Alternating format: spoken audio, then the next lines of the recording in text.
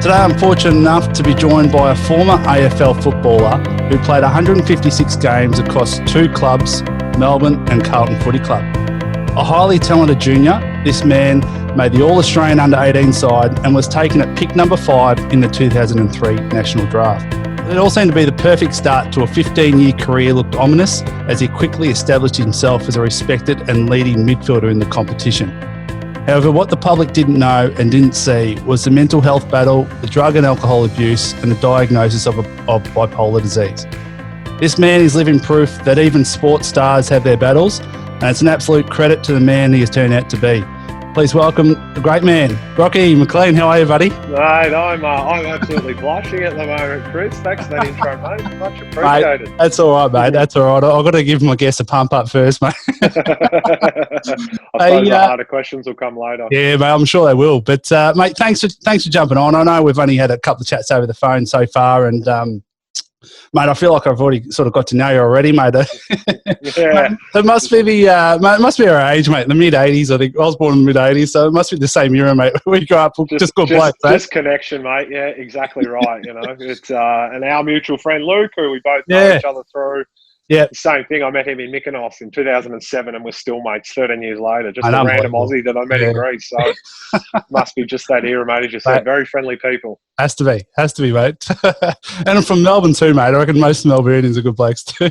Yeah, well, I reckon you're probably struggling a bit up in Sydney, given how cliquey and how sort of snobbish it is up there compared to sort of Melbourne. We're a lot friendlier down here. It's completely different. It's completely different up here. I mean, look, obviously a lot of nice people up here, but yeah, it's not so much the same as Melbourne, mate. We can just bump in and chat with someone. Mate, come back any time. We'll have you. We'll have you back. Well, mate, if the border's open, I might get back. Actually, stay there. We're still in lockdown. Yeah, exactly, mate. I'm better off up here. Hey, mate, have you had a chance to reflect on your AFL career? I mean, you played 157 games. And I looked it up today, mate. Only 9% of footy players reach that milestone, and then once you get to 200, I think it goes down to 4.45%. So, I mean, have you had a chance to look back? Obviously, you didn't probably reach the ultimate, which is what you wanted, you know, like a premiership or anything like that. But, mate, a great career when you look back on it. Yeah, look, it's only been recently that I've sort of started to look back on my career with with good memories and a huge sense of pride.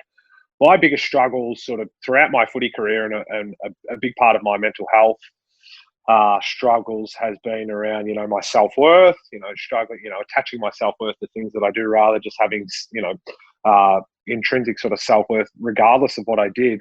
Yeah. And sort of when I was playing, a big part of my upbringing was always focusing on the negative, never being content, never being happy, always, there's always something to work on. And I guess that's the way I looked at my footy career and looked at myself, is that, I tended to focus on what I didn't achieve or what I didn't do. I didn't play in a premiership or, I only played finals in a few years. So I tended to focus on that, and not look at, the amazing efforts was, one, to get drafted, and two, to play nearly 160 games and even play in finals. You know what I mean? So mate, exactly. It's only been sort of recently that I've been able to, the work that I've put into myself and into my self-worth and my self-compassion and getting better mentally. Only after that have I been able to look back on my career with a sense of pride and real achievement. Yeah, well, mate, yeah. I mean, look, you hear it a lot. Like, you hear AFL players say, even just to play one game is what they're after, and, obviously once you get the one game, you get the taste for the second, third, fourth, it just keeps going, like you said. But yeah, mate, no, it's a great insight. And I think you might have said it publicly before as well. You seem to, you really enjoyed your time as a player. Obviously, like, mate, you worked extremely hard. You're one of the best trainers on the track. You played your guts out, on the field every single weekend. But you also you enjoyed the off-field side of it as well too, didn't you? Like, you probably played hard off as well. Is that fairly accurate as well, or? Yeah. Look, I grew up in a very old school type of family. So it's in our blood. We're very all or nothing. Yeah. So when it came to training and when it came to footy, when he stepped out on the field and he stepped out on the training track, when he stepped into the gym, you're 100%. You were sort of balls to the wall. Yeah. And I apply the same philosophy to my drinking as well. You know, the old saying, one's too many and 100's not enough. You know, I could never just have a quiet drink. I'd always have to just get, absolutely right off. But sort of as my mental health got worse as well, and in particular when I finished up playing footy, because I had such low self-worth, because I was really good at partying, really good at drinking, really good at doing drugs, I attached my self-worth to that. Yeah. So that became an avenue for me to actually feel good about myself. Because when I was partying with people, I seemed to be the life of the party, or people seemed to enjoy, being around me. I was always shouting drinks and buying drugs and doing all this stuff. So I was quite popular in that scene as well. So that became my avenue of self-worth. So it was just this really destructive cycle of, well, I'm feeling low, I'm feeling unloved, I'm feeling worthy. Let's go and party.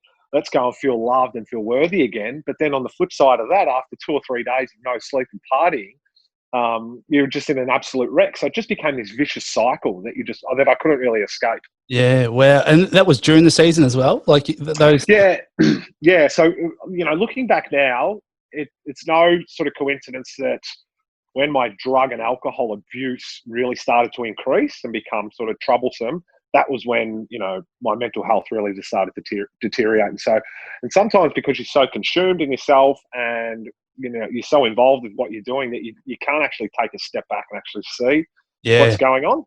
And not knowing, back in sort of the mid-2000s, mental health still wasn't really spoken about quite a lot, even in particular in footy circles, and even more so in the circles of men. It was mate, still very much. You're seen weak, weren't you, to speak up? Exactly.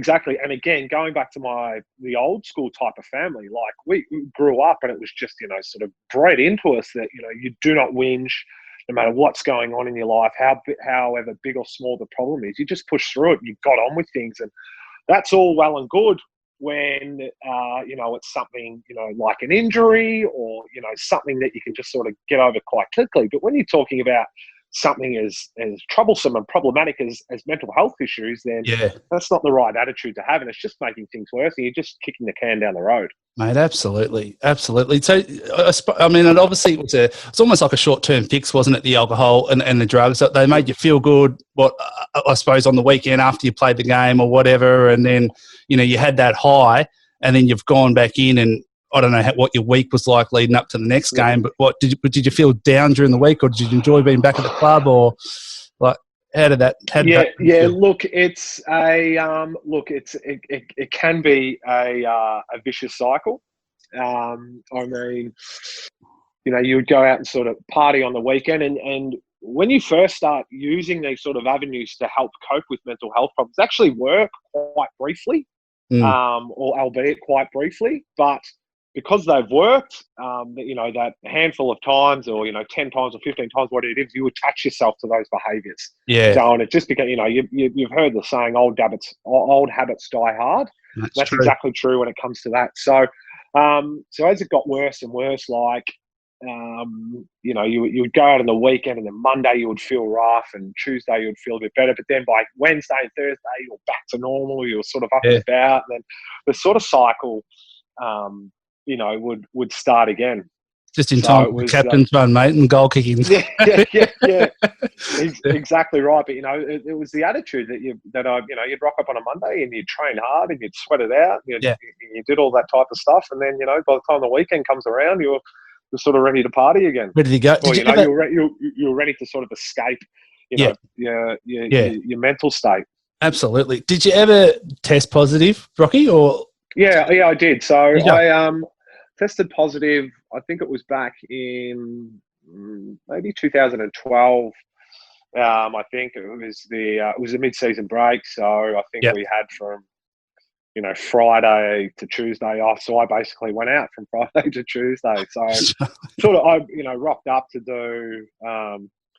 training, and the drug testers were there, and when I got a call from the doc a month later, he was like, "Do you remember what you were taking?" He was like, "To be honest, mate, I could have been taking everything and anything that weekend, because it was just, I was, my mental health had really deteriorated to that sort of point. So I was just, any chance I got to escape and, to try and run away from my problems, I just ran to alcohol and drugs." Yeah, wow. Did it stop? Like once you had that positive test, did that stop you in the end, or you sort of not really? Look, it probably did for the first couple of weeks, but whenever I got on the drink always led to drugs. It wasn't the other way around. Did it? So Yeah. Okay. whenever I got on alcohol, anyone who understands alcohol knows how much it affects your decision-making processes. Mm. You don't weigh up sort of risk versus reward. And when you're sort of that unwell and you're in that sort of mindset, your consequences don't really matter. Or you don't think about consequences. No. Like those are an afterthought. Yeah. So, for maybe the first 2 weeks, I sort of stayed sober, but, if you're not actually getting on top of your mental health problems, they're going to pop back up sooner or later. So, The I old think habits 2 weeks come back. later, old habits again. And I found myself really struggling. And, I escaped to what was familiar, and that was alcohol, which led to drug abuse. Yeah. Did it affect, and I'm sure it did it affect going through that stage in your life, your relationships with the people around you, so your family, your loved ones, your teammates even as well, or did that have an effect on us? Look, by this stage, I was a very, very, very good actor. I was very good at hiding it, but there would be times where I would go, a couple of days without answering my phone or replying to texts, or just wanting to be my own. And the beauty of that for me at the time was, I had footy to use as the excuse. I was like, training's been really hard. I'm just really tired at the moment. I sort of can't be bothered doing anything. But, you look back now and understanding mental health as well as I do now, and knowing what the symptoms are and what to look out for, it was clear that I was just isolating myself. And, that's one of the most common sort of things when you're looking at mental health, people with mental health issues. Mate, it was probably a cry out for help at that stage then, wasn't it? Really without, as you said, now that you know a little bit more about it and looking back, it's probably something that, and look, mate, as I said at the start, you and I are same age, and mate, this mental health thing, it's only really come to the floor last 2, 3, 5 years, even, or I feel, like it wasn't really spoken about back then when we were growing up, was it? Yep. No, it certainly wasn't spoken about when we were growing up, and even sort of the, early to middle parts of my career, it wasn't really spoken about. But, the really, I guess, the good thing and the progress that we've made in the last sort of, 5 to 10 years is that a lot more guys are coming out and talking about it, and a lot of like current footballers and former footballers. And I think that message is really important, because I remember, telling people early on when I had my initial diagnosis of depression, and their response was, what have you got to be depressed about? I'm just like, that's not how depression works. It's not how mental health works. And I think, it's never nice to see someone, struggling with mental health issues or get a diagnosis of depression. But I think it goes a long way in helping to explain to the public that mental health doesn't discriminate. No. Now, it doesn't matter if James Packer, he's had his struggles with mental health, one of the richest men in Australia. Yeah. So there blows, the theory out the door that money buys happiness, or, that all rich people are happy. Yeah. So it's the same with footballers as well. We are part of the statistics. And the statistics say that I think that 1 in 5 or 1 in 6 struggle with mental health issues. Yeah, mate, it's true. It's true.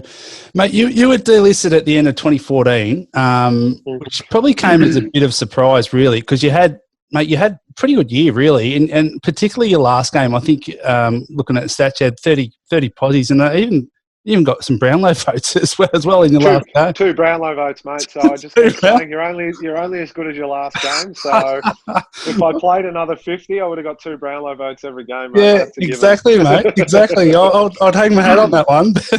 But do you remember how it happened? Like, because it must have been really quick. And how did you react to it when it all happened? Yeah, look, it was. I remember early on in the year, I was probably struggling for a bit of form. I probably wasn't in the best of headspace. And I actually spoke to the club about, I was having second thoughts about my footy career and that type of stuff. Spoke to Mick Malthouse, I spoke to a couple of the assistant coaches, and I went away and just had a couple of weeks in the twos and sort of, rejuvenated myself and sort of found the passion for footy again. And I think I really finished off the year well. And then, I spoke to, you have your exit meeting at the end of the year, and I spoke to Mick and I spoke to the coaches, and they were like, yeah, we're really keen to have you back. And, the young guys look up to you, and you've effort around. He's been fantastic. So go away on your holiday and come back, there'll be a contract waiting for you. That was all promising. Yeah, so I was overseas, and then my manager got in contact with me and said, "Listen, mate, I'm really worried. The club, the club haven't got to me with an offer yet. This is a bit concerning. Jump on the phone to Andy McKay." I rang Andy McKay, and we had a bit of a pretty sort of stern chat. And, I think, they were coming from the angle that they got a lot of more players in through the trade period than than they were expecting or than they were planning for. So they sort of used that in his excuse. But look, to be honest, I think, it probably wasn't a secret to anyone by then just how out of control my drug and alcohol abuse was. So, I mean, I wouldn't be surprised if that had a big say in it. Yeah. Not that anyone spoke to me about that. So I can certainly understand, from the point of view of trying to build a culture around professionalism and, not wanting your older and more senior players to be sort of leading the way in that regard. And, that they didn't know about my mental health issues at the time. No one did. So I can certainly understand it from that perspective. But, it was just disappointing, I guess. And, not everyone gets to have the fairy tale ending. I understand that. But, it would have been nice to have another year. But, I don't regret anything. And, everything in my life has happened for a reason. It's brought me to where I am now. And I'm proud of where I'm standing now. I'm proud of the journey that I've come through. And I guess finishing up early from footy allowed me to address my issues a lot earlier on. So, if I had played for another 2 or 3 years, right now I'd probably be 2 or 3 years behind the 8 ball in terms of my mental health issues. So you sort of got to look at it from that perspective as well. That's a great way to look at it, mate. And a good positive way to look at it too, I suppose, because you're right. You could have been, starting the process a lot later, and wouldn't be where you are now, So, but I'm sure, did you have any fears? Like, what were your fears when you left, knowing that you weren't going to be playing AFL footy and getting a good sort of salary again the following year? I didn't have any fears. I'd studied probably the last couple of years while I was playing, because sort of 2010, 2011 was when I had those really lean years. I was injured a lot. Yeah. Coming into 2012, I had 1 year in my contract, and I actually thought that was going to be my last year. So I started planning for life after footy then. Right. So that was something that sort of held me in good stead. So I was confident that I could enter into the real world and, step into a job and do okay. I did a couple of internships while I was playing, one with PwC and one with a company called Lincoln in finance. So I'd had a bit of a taste of the real world on my day off. But the thing that caught me by surprise was, and that I wasn't aware of at the time, was my self-worth. I didn't realise I had such low self-worth and self-worth issues, because my self-worth was always high because it was attached to football. Yeah. And I was doing something that you couldn't go any further up the ladder. The AFL was the pinnacle of what you could do. So when I went into the real world and started a job, I was starting at the very bottom. So I attached my self-worth to that. Yeah. So I thought I was a bottom feeder, and I put all this unnecessary and unrealistic pressure on myself to climb the corporate ladder as quickly as possible. And it was just a disaster waiting to happen. Yeah, mate, I could imagine. And obviously growing up in Melbourne, AFL is, mate, it's, you grow up with a footy in your hand, don't you? And everyone loves it. It's a little bit different here in Sydney. You can sort of walk down the streets and, if you're playing, get away with it. But, mate, as you said, it was playing footy in Melbourne every single week. You're at the highest point where you could actually feel. And then, I think that happens with a lot of players. Once they finish, they feel as though, they probably should be the CEO or should be this senior manager, which I get as well. I understand that, because you talk about your self-worth. It's just been, it's probably something that's been really hard for a lot of players to take, isn't it? Yeah. And I don't think a lot of the public truly understand that, and that, and I was guilty of as well. I just thought the transition would be easy, but there's issues around self-identity, there's issues around sort of self-worth, there's issues around you've been doing something for so long of your life. Like it's this, your AFL career started 10 years before you got drafted. Like when you had those dreams as a kid, and then you were playing sort of rep footy as a teenager, and you understood footy like the back of your hand. Like it was an identity. Like, and that was the thing with me. I had one of the sort of my best features was my brain, my footy brain. I just understand footy really well, and anytime something new was explained to me, I understood it immediately. Whereas when you learn something new, and then I was, sort of studying commerce, it wasn't, my learning curve was so much steeper, and that became a real, I guess, point of anxiety, and became a real sort of stressful thing for me. It was like, wow, if I don't understand this, or if I don't pick this up as quickly as possible, I'm not going to get a good job, and I'm going to end up, shacking shelves at Woolworths, or whatever the negative self-talk was at the time. So it's a difficult time, for footballers when they finish up, because they've done something for so long. Yeah. Oh, look, the darkest I got was when, so sort of 2016 and 17, I was putting so much pressure on myself to succeed and rise the corporate ladder as quickly as possible. So I was studying full time, I was working full time. So I was sort of working 50, 60 hours a week and studying sort of 20 or 30 hours a week. I was playing footy on top of that. So I had all these demands on me, like these unfair demands, which I was able to sort of balance out okay. But sort of 18 months into it, it was August 23rd, 2017. I think I had 3 or 4 assignments due at uni that week. I had 3 massive reports that I needed to get done for work that week. And I sat down on the Sunday night and I went to start an assignment, and I was just like, I honestly can't do this anymore. And that was the night I attempted suicide. Wow. So the next thing you know, I just remember being at home that night, and then the next thing you know, I was in St. Vincent's ICU, where I spent sort of the best part of a week. Mate, and I was just very, very fortunate that, I was found when I was found by my partner. And, luckily enough, was able to get some help in time, because I think understanding sort of my breathing patterns at the time, what sort of the paramedics and doctors said to me, that they said, you weren't sort of far off from sort of not being here. So very fortunate. But that's when it sort of it was one of my sort of darkest periods. Mate, that's a great insight, and a real credit for you to get through it, because mate, I get it as well, because you seem like you were given to everyone else, given so much to your family, your partner, your friends, everyone else, to your work, that you probably weren't. You talk about your self-worth and all that kind of stuff. You probably weren't given enough to yourself to realise that what, I'm bloody doing a good job here. And it's just one of the first things my psychiatrist told me about. I've always been a very giving person, and helping out, friends and family, but neglecting myself. Yeah. So one of the things my psychiatrist first said to me when I was in the psychiatric clinic was, you've got to treat yourself like, that message on the airplane about when the mask dropped down, like, you've got to put your own oxygen mask on first before you can help everyone else. So that was a really good analogy for me going forward, that, there's only so many, you can't keep helping people if you're not in a good space to sort of help someone. No. So it became, and look, it became this real sort of internal battle in my head of like, am I being selfish, by sort of focusing on myself? But it's not. And, you're not going to be able to help someone to the best of your ability either if you're not in the best position you possibly can be. Exactly, mate. Exactly. So my next question was, how did you get yourself to that next point and taking those next steps and slowly building yourself back up again? It was seeing a therapist or psychologist, was it, or?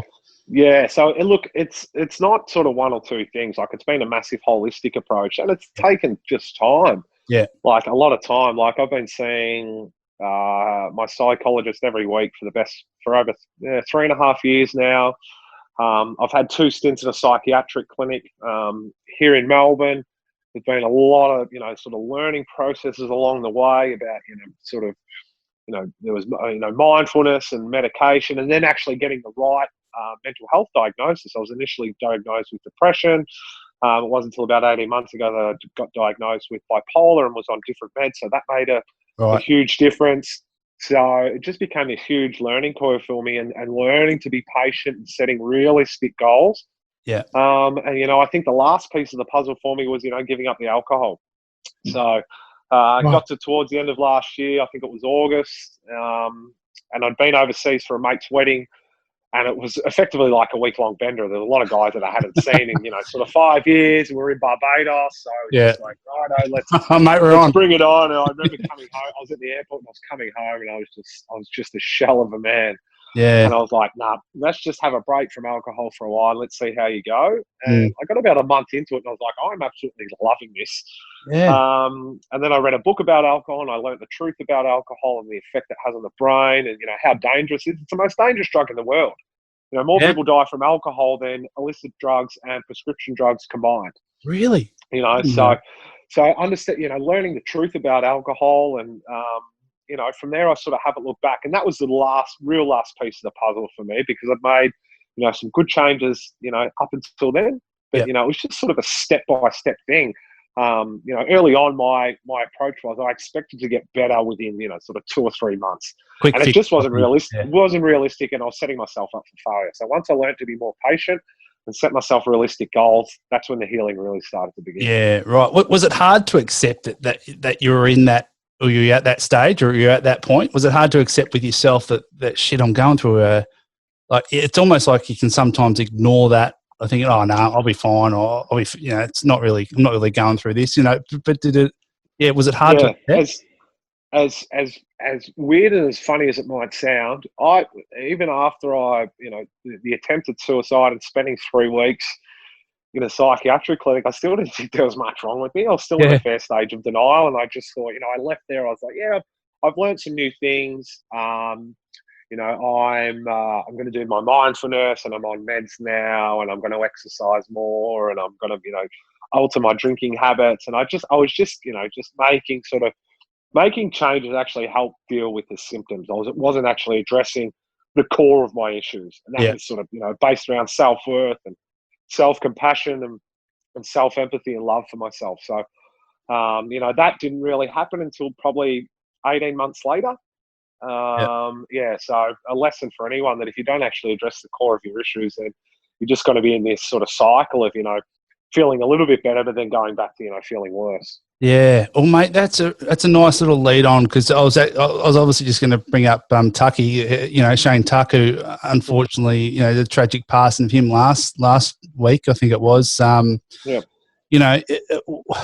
What and you sort of started to answer that then. What can people do out there? How do they get help, mate? Like what's the first step they can do to help, become better? The hardest thing is, especially for, friends and family who are sort of watching someone struggle, is someone's not going to get better unless they're actually ready to start getting help. And I guess that was when, the big part of my recovery came in was when I learned to accept what was going on and that I was unwell and that I was ready to get help. So, you've heard the old saying that you can lead a horse to water, but you can't force it to drink. It's very much the same as mental health. So, I mean, the first step is probably just, talking to someone and understanding that it's not a sign of weakness. It's actually a sign of strength to put yourself in a really vulnerable position and reach out to someone and say, listen, I'm struggling and I need help. So I guess that's sort of the first step. And, I guess everyone's different. Everyone's recovery is going to look different. Everyone's going to have their own sort of little quirks and idiosyncrasies, with the mental health battles. But from there, I think that probably the most important thing in the recovery process is finding a psychologist that you actually connect with and that you actually understand and that you actually, respect and appreciate and get along with really well. That's probably the most important thing in the recovery process.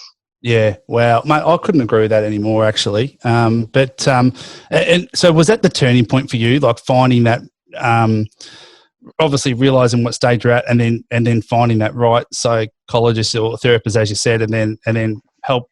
I mean, look, they don't sort of always give you the answers, do they? But they help you give you the steps and the strategies to improve.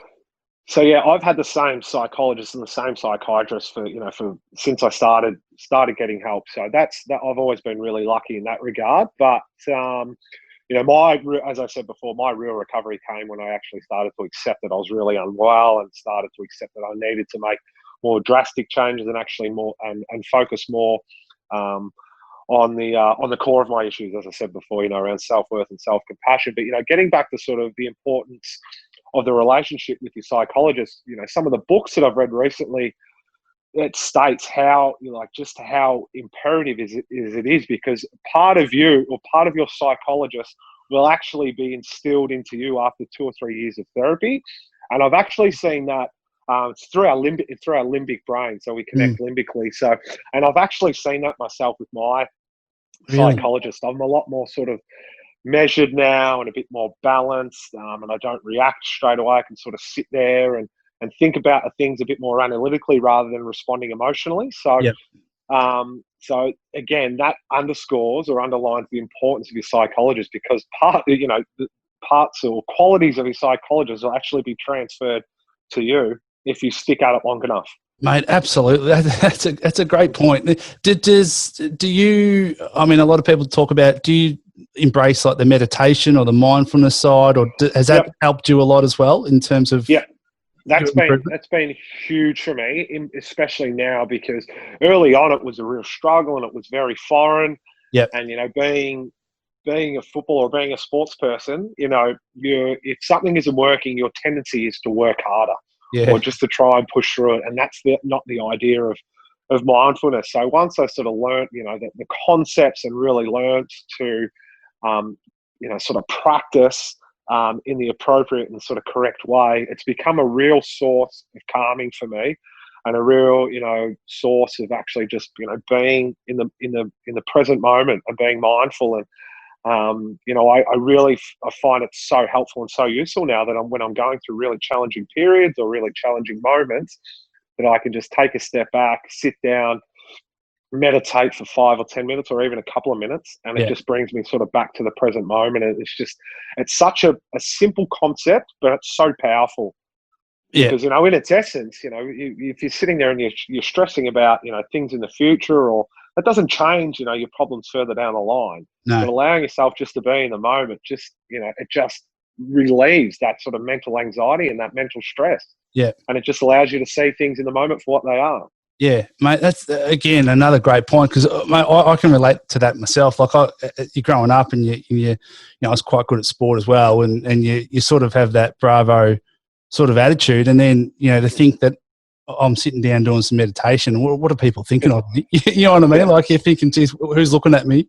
But I think you're right. I grew up I heard of mindfulness or meditation, and, you know, without understanding, I was just very dismissive of it and very opinionated. I was like, it's a crock of shit. You know, that's for sort of airy-fairies and yogis. But, you know, I could have recommended highly enough to sort of anyone who's thinking about getting into it, as just a really, really simple but effective way of dealing with sort of stresses and anxieties and, you know, sort of mental health issues as well. No, absolutely, mate. And I've tried to look you up, mate, but looks like you've deleted all forms of social media. I don't know if you've seen it, but on your Wikipedia, there's this guy called Brock McLean, and it's this little kid's Instagram account. So, I couldn't find that. I couldn't find it anywhere, mate. So you must be off your socials. I deleted social media probably maybe 5 or 6 years ago. It was the best thing I ever did, mate. Really? Look, I found that, you know, I wasn't enjoying it. You know, it was getting to the point where a lot of people were just sort of whinging and you know, sharing too much information on social media. I think it's just become, you know, one of the great causes of issues, you know, with today's sort of, you know, generation. And if anything, social media has made us less social. You know, and I'm really glad I'm not on it now, you know, considering what we're going through in terms of COVID. And you know, I hear a couple of mates, and, you know, my partner sort of explains to me some of her friends and what they're talking about. It's just like, God, I'm so glad I'm just detached from all that, you know, sort of bullshit, because a lot of it just is negative. And, you know, I think social media has the power to do so much, you know, have so much positive effect. But on the flip side, it can cause so many issues. And I think it is causing a lot of issues with sort of the youth of today and, you know, sort of today's generation. And absolutely. And obviously, again, like you and I, as I said, grew up same age. We didn't get Facebook until after school. You know what I mean? Like, it wasn't until you were playing probably first year footy, and I was at uni, and that's when bloody Facebook and all that come out. So we were probably used to it. So what do you do then? Like, I know a lot of people, you know, even if we're watching the footy on a Friday night, you'll still sit there and flick through your Instagram or look. What do you do? What's your... Mate, I probably spend most of my time on my ComSec app. if I'm if, Mate, if I'm you're a on trading master now, if eh? I'm on the phone. No, I'm not a trading master, mate. But yeah, that's what I sort of got into post-footy finance. I was an analyst for a couple of years, then I got into corporate advisory, and last year I needed to quit that industry because it was just too mentally stressful for me. So I'm on the tools at the moment, but eventually I'll get back into finance at some stage. It's something that I love doing and something that I'm really passionate about. But I think for what's important for me right now is during lockdown that I need to be outside and I need to be out and about.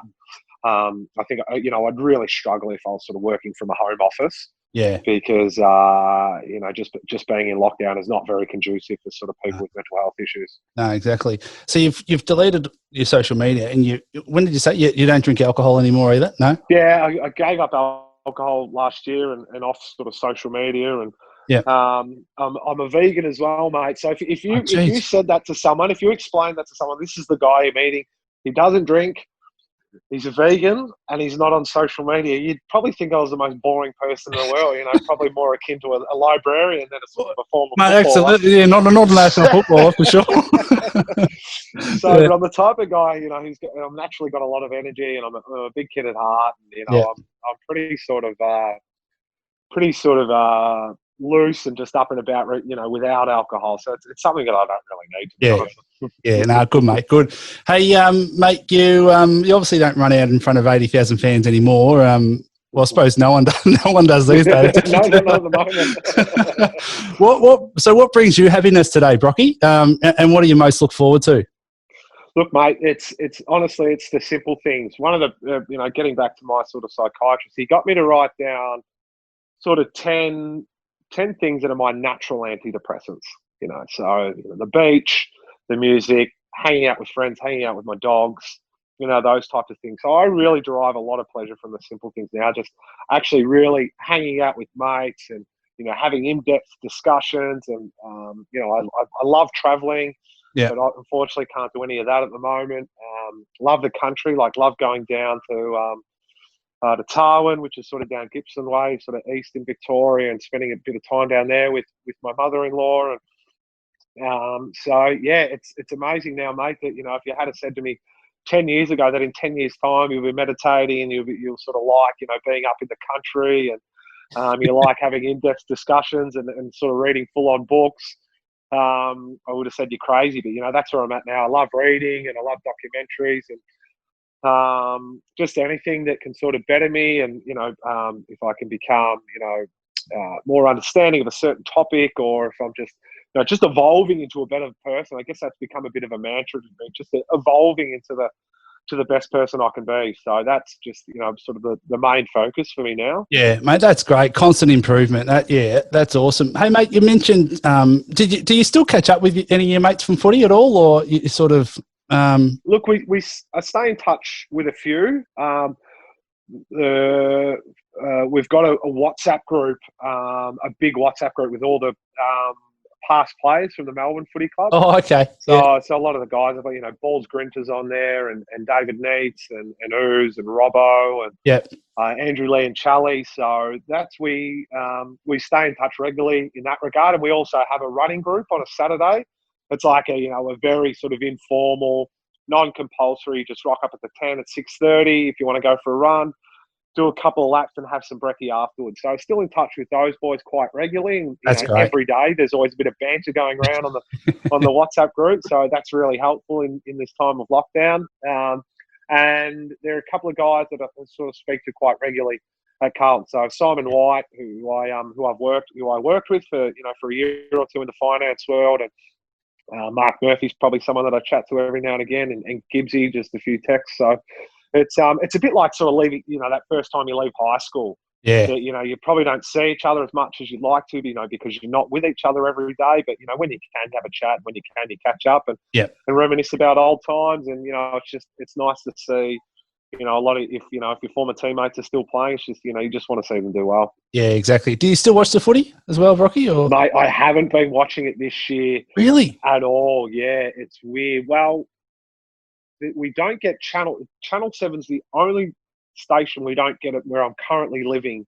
I'm in Brunswick at the moment. Channel 7's the only station that doesn't work. So we don't have Foxtel either. So okay. we can't go anywhere to watch the footy because we're in lockdown. So Yeah, right. I guess we're moving to Armidale on Thursday. So hopefully Channel 7 will be working there, because I sometimes I do like to have it on in the background. I don't sort of, intensely watch it, but Watch it. Yeah.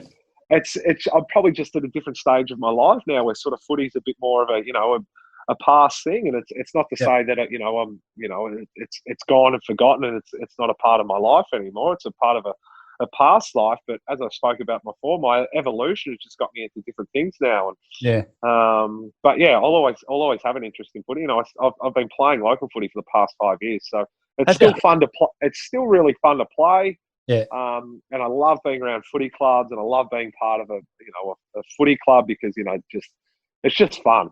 Especially at local footy too. Like those first couple of years where you could have a beer after the game. You'd sit around the change rooms after a game. There'd be a slab in the middle, and you'd have a dart, and you'd be having a couple of cans, and you'd go into the bar afterwards and have a few more drinks. So it was so much fun from that perspective. So I've sort of missed that aspect of my social life this year, but I'll definitely be playing again next year, considering the body's actually feeling really good. Oh, good to hear, mate. No, great to hear. Hey, mate, I won't keep you too much longer. A final couple of questions for you. You've been bloody awesome, mate. Mate, I ask this to everyone. So, three life lessons or pieces of advice that you'd pass on to anyone wanting to follow their dream. So, I assume that when you were growing up, your dream was to play AFL footy, and obviously that'll change, like you said, it changes over time. But three life lessons or pieces of advice you'd pass on. I guess one thing that I was really lucky with my family was growing up was we was sort of bred into us to never worry about what anyone else thinks of you. Just worry about your family and friends. Their opinion's the only one that matters. So, number one, forget what the world thinks about you. Forget what everyone else says about you. Just worry about the people in your inner circle and yourself. So just forget them. Another couple. I guess when you are in pursuit of a dream, I guess don't look at failure as failure. Look at it as the fact that actually you're willing to put yourself out on a limb, and you're actually willing to chase your dream, and that just rejection is just redirection. So that was something that I've sort of learned along the way. And there are a lot of people out there who have a lot of the dreams that they don't have the courage, or they're too scared of failure to follow. So don't be scared of failure. Yeah. And I guess just three, one thing that I've really learned in my mental health journey is just stick with things that make you happy, and hang out with people that make you happy, and just get rid of all the bullshit in your life, or just if there's anyone who's negative or constantly brings you down, then just sort of get rid of them. And you'll find out how much better your life is without the negativity and the toxic influences, because it's just they can be just a real source of negativity. Yeah. Mate, that's three great messages. That's outstanding, mate. Hey, Brocky, I just want to acknowledge you, mate. For jumping on, being brave, and speaking up, and also being a voice in the community, mate. And obviously seeking help for yourself. And mate, you're doing great things now. And it's not easy, that first step. I know a lot of people talk about it. So, mate, I think you're doing a bloody amazing job. I know it's it's continuous improvement, like you said, but. Mate, you just seem like you're in a really good headspace now, and which is awesome to see. And mate, you should be proud of yourself. So, mate, and even just for coming on today, mate, we hardly even knew each other, but you said yes straight away. I'll have to give Luke a 5 for that one or something. But mate, yeah, I really think actually, in fact, I know hopefully your story will really help inspire others as well, mate, to seek help and know that you can get through it, So, mate, yeah, well done. It's a real credit to you. Yeah, cheers, Goody. Thanks for that. And yeah, if anyone is listening who is struggling or has mental health, I know that I've been through it. There are days where you just feel absolutely hopeless, and you think that, you're not going to get any better, or there isn't light at the end of the tunnel. There is, if you just if you're willing to sort of stick at it and be sort of gentle on yourself and just, you know, you sort of go about it in the right way and exercise, you know, self-care and compassion and empathy, you know, and it just takes time. Like, it took me a good 3 years to actually start getting better after 15 years of sort of neglecting myself. So, Yeah. you know, if you can get on top of it earlier, like the earlier you seek help, the easier it will be, rather than just sort of kicking the can down the road. But, and as you know, we spoke about earlier, it's not a sign of weakness. It's a sign of strength to put your hand up and say, I'm struggling, and to reach out. And particularly that message needs to be drilled into sort of the males out there, because there still is this common misconception that it's a sign of weakness to ask for help when it's not, especially if you're a male. No, I couldn't agree more, mate. It's still that stigma out there, isn't there? Hey, mate, final question for you for today. What's your definition of success? Oh, definition of success. I guess it's just being sort of true to yourself, and whether you sort of, you know, you're successful in the, you know, the pursuit of your goal, I think is irrelevant. I think it's, you know, the actual fact that you've had the courage and that you've been willing to sort of put yourself in a vulnerable position to actually achieve your dream. That's the real successful part for me. Mate, I love it. I love it. I'd usually give you a high five now, mate, but I'll give you a fist pump or something like that. Hey, Brocky, thanks again, mate. Really appreciate it. And as I said, I'm sponsored by Robert Oatley Wine, so I usually give a wine, but mate, give it to Luke, or give it to yourself. Actually, I'll re-gift it. Oh. You can have it. Yeah, I'll re-gift it to you, mate. So it's yours. Enjoy. You're a legend. I'll have one for you. Yeah, good on you, mate. Good on you, Brocky. I really appreciate it, mate, and we'll be in touch soon. Yeah, thanks, Goody. Good on you, mate. See ya. See you, mate. Bye. Bye, buddy. There you go, guys. Brock McLean. Gee, I really enjoyed that episode. It was a great chat, and a really good reminder that mental health can affect anyone. It doesn't matter how successful you are in whatever you do. You know, people have their challenges, and it's not weak to speak up. It's actually a sign of strength, as Brock said. And you know, there was a couple of other really important things that he said there too. Was, you know, never worry about what other people think of you. Don't be scared of failure, and be around people who make you happy. A couple of great messages there. And just a reminder, if you are going through some mental health battles, or you're feeling down or anything like that at the moment, please make sure you talk to someone. Have a chat to a mate. Talk to someone that you feel comfortable with, and it will make you feel better. And if there's not someone that you can talk to in terms of a close friend or a mate or anyone like that, make sure you do reach out to Lifeline Australia, which is 131114, or even Beyond Blue, 1300 22 4636. Get out there, guys. Look after yourselves, and thanks so much for tuning in today. And just a reminder, guys, if you enjoyed this episode today, please share it with your friends. Tag me on Instagram and subscribe to Apple iTunes and Spotify accounts so you don't miss an episode. Until next time, you guys know what to do. Get out there, face those fears, and live those dreams. You'll be okay.